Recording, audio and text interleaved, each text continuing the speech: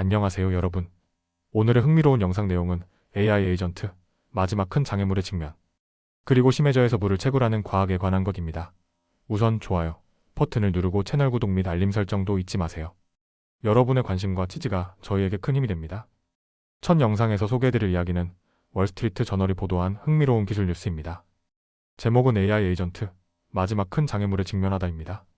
이 뉴스는 인공지능이 우리 일상에 실질적인 변화를 가져오기 위해 마주한 결정적인 기술적 과제에 대한 내용입니다.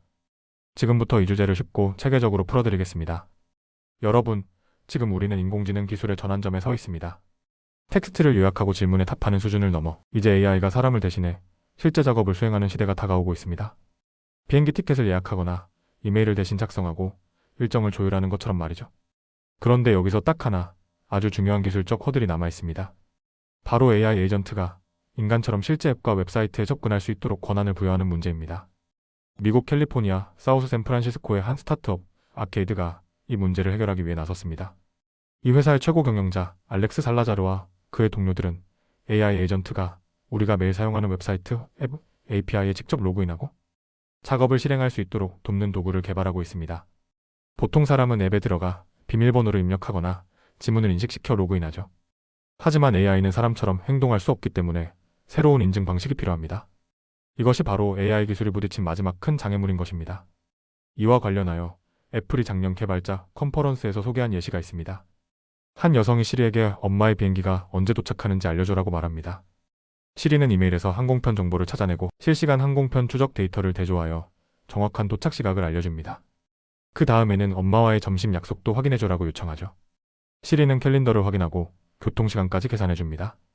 이 시나리오는 단순한 음성 비서가 아닌 복합적인 작업을 스스로 판단하고 연결하는 AI 에이전트의 가능성을 보여줍니다. 하지만 이를 가능케 하려면 시리가 이메일, 캘린더, 지도, 항공 정보에 모두 안전하게 접근할 수 있어야 합니다. 지금은 그게 쉽지 않습니다. 그래서 AI 생태계 전체가 이 문제를 해결하기 위한 기술적 기반, 즉 일종의 배관 공사를 진행 중입니다. 스타트업 엔트로픽은 이를 위해 작년 말 MCP라는 표준 프로토콜을 공개했습니다. 이 MCP는 USB-C처럼 어떤 AI 모델이든 다양한 도구나 데이터와 쉽게 연결될 수 있도록 도와주는 표준입니다. 살라자르 대표는 이 기술이 도구 호출 에이전트라는 새로운 AI 개발 단계의 출발점이라고 말합니다. 실제로 아케이드는 쇼트웨이브라는 회사가 만든 이메일, AI가 노션 같은 지식 관리 앱과 자동으로 연동되도록 지원하고 있습니다. 복잡한 일정을 대신 짜주는 것도 가능해진 거죠. 하지만 여전히 큰 도전은 남아 있습니다. AI가 실제로 웹사이트에 들어가 항공편을 예약하려면 서비스 제공 업체가 API를 공개해 주어야 하고 그 API가 안전하게 인증받아야 합니다. 일부 기업은 보안을 이유로 이를 제한하고 있거나 구식 시스템에는 아예 API 자체가 없습니다. 그래서 당분간은 사람이 AI 에이전트가 만든 초안을 검토하고 최종 결정하는 방식이 유지될 것으로 보입니다. 살라자르 대표는 향후 2년 안에 AI가 점점 더 많은 일을 대신하겠지만 중요한 결정에는 여전히 사람의 확인이 필요할 것이라고 전망합니다. 그리고 그 이후에는 위험이 낮은 단순 업무부터 완전 자율적인 AI 에이전트가 도입될 것이라고 내다봤습니다. 이 모든 노력이 성공적으로 진행된다면 AI는 지금의 스마트폰, 앱 생태계처럼 사람들의 생활 방식을 혁신적으로 바꿀 수 있을 것입니다. 2008년 애플 앱스토어가 출시되면서 세상은 한순간에 변했죠. 살라자르 대표는 AI 에이전트가 그와 같은, 아니 어쩌면 더 큰 기술적 전환점을 가져올 것이라고 말합니다. 정리하자면 오늘날의 인공지능은 단순한 지식, 응답에서 벗어나 인간을 대신해 실제로 일을 처리하는 단계로 진입하고 있습니다. 하지만 그 마지막 문턱, 즉 앱과 웹사이트에 AI가 직접 접촉할 수 있도록 안전하고 통합된 방법을 마련하는 것이 지금 AI 생태계의 가장 중요한 과제가 되고 있습니다. 앞으로 1에서 2년은 AI 에이전트의 가능성이 현실이 되는 흥미로운 시간이 될 것입니다. 다음 영상은 월스트리트 저널이 보도한 깊고도 파격적인 과학 탐험 이야기를 전해드리려 합니다. 이번 영상의 주제는 바로 심해저에서 물을 채굴하는 과학, 즉 바다 깊은 곳에서 희귀 금속을 캐내려는 새로운 시도와 그에 따른 환경 논쟁입니다. 우리가 사용하는 스마트폰, 전기차, 인공지능 하드웨어, 심지어 의료기기까지 모든 기술에는 코발트, 니켈, 망간, 구리 같은 금속이 필수적입니다.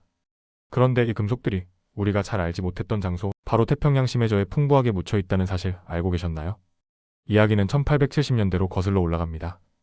영국의 과학선 챌린저호가 세계를 항해하며 처음으로 심해 암석에서 광물질을 발견하면서 과학자들과 산업계는 심해 금속 채굴의 꿈을 꾸기 시작했습니다. 하지만 상업적 시도는 1970년에 한 번 좌절됐습니다. 미국 사우스캐롤라이나 앞바다에서 암석 6만 개를 끌어올렸지만 채굴 비용을 감당할 만큼의 금속이 포함되어 있지 않아 대부분을 바다로 되돌려야 했죠. 그로부터 수십 년 후 1982년 유엔은 국제해역에서 심해 채굴을 금지했습니다.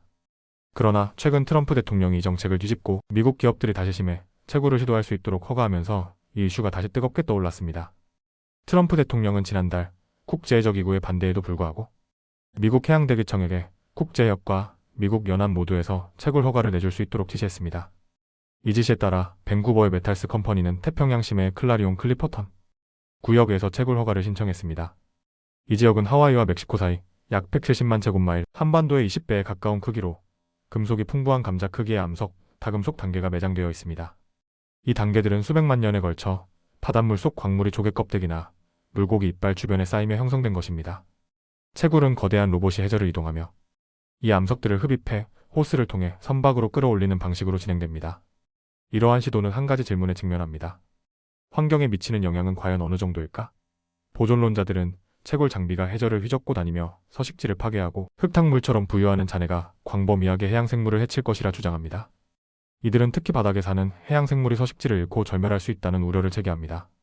하지만 이에 대한 과학적 결과는 완전히 일치하지 않습니다. 예를 들어 MIT의 토마스 피콕 교수는 국제해적기구의 허가를 받아 심해 채굴 장비의 퇴적물 영향을 직접 실험했습니다. 그는 장비가 일으킨 잔해의 범위가 예상보다 작았고 일부 해양생물에 미치는 영향도 제한적일 수 있다는 결과를 발표했습니다. 또한 영국 국립해양센터는 1979년에 실험이 이루어진 해역을 최근 다시 조사한 결과 생물이 그 지역으로 다시 돌아오고 있다는 사실을 발견했습니다. 이는 광산 활동의 영향이 특정 지역에 국한될 수 있음을 시사하는 것이죠. 한편 런던 자연사 박물관은 클라리온 클리퍼턴 지역에 제한된 광산구역에서 해양 생물의 90%가 지금껏 학계에 보고된 적 없는 신종이라는 연구 결과를 발표했습니다. 이로써 이 지역이 단순한 자갈밭이 아니라 생물 다양성의 보고일 가능성도 열리게 됐습니다.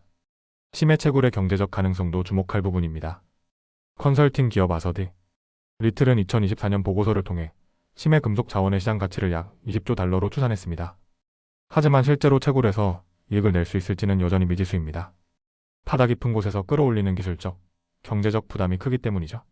그래서 현재 과학자들이 제안하는 것은 조심스럽고 단계적인 접근입니다. 피콕 교수는 말합니다. 우리가 해야 할 일은 점점 더 큰 규모로 실험을 확대하고 그 결과를 꾸준히 모니터링하며 과학적 모델이 실제 상황에서도 작동하는지 증명하는 것입니다. 그것이야말로 진정한 과학적인 방법입니다. 여러분, 이 이야기는 단순한 과학 실험 그 이상입니다. 우리가 살고 있는 지구의 가장 깊은 곳에서 자원을 추출하려는 시도와 그 속에서 생태계를 보호하려는 노력의 대결입니다. 인간의 기술이 어디까지 갈 수 있는지, 동시에 어떤 책임을 져야 하는지를 보여주는 생생한 사례이기도 하죠. 앞으로도 심해 채굴을 둘러싼 논쟁은 계속될 것입니다. 이 기술이 과연 지속 가능한 미래를 위한 열쇠가 될 수 있을지, 아니면 또 하나의 환경 재앙이 될지 과학과 정책, 그리고 우리 모두의 선택에 달려 있습니다. 오늘은 여기까지입니다. 다음 영상에서 더 유익하고 흥미로운 내용으로 찾아뵙겠습니다. 이 영상은 투자 의견이 아닙니다. 매우 감사합니다.